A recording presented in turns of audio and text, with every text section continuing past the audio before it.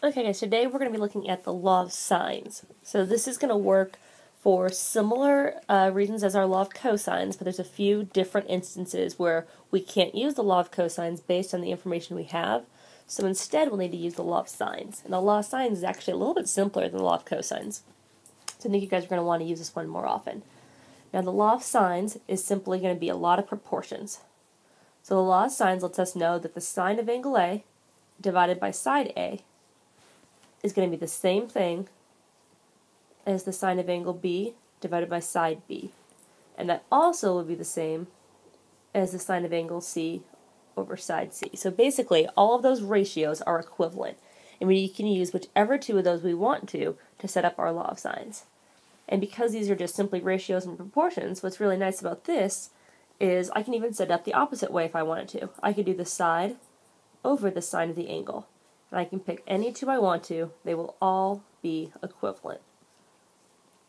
So we're just simply solving some proportions here. Alright, so just find an example. Okay, let's start with this one right here. We need to draw our triangle first. So it tells me that I'm trying to solve for side C. And it tells me that side B is 6. That's across from angle B. The measure of angle B is 56 degrees, and the measure of angle C is 42 degrees. So what I need to do here is I need to solve for side C, so I just need to set up a proportion. So side C is going to be across from angle C, and I know angle C is 42 degrees. And this is going to be equal to any side I want. Let's use the side we actually know, which is B. So I just need to write that across from the angle it's across from, which is 56 degrees. So at this point, it's just cross multiplying and dividing. So I get 6 times the sine of 42 is equivalent to C times the sine of 56. So in order to get C by itself, I just need to divide by the sine of 56. Type all that in your calculator, make sure your mode is in degrees, and you'll get your right answer. And I'm going to go ahead and round this to 2 decimal places. So once I type this all in my calculator, I'm going to find out that C is going to be 4.84. And if we think about this, this makes sense because angle C is smaller than angle B, which means that side C would need to be smaller than side B, which it is.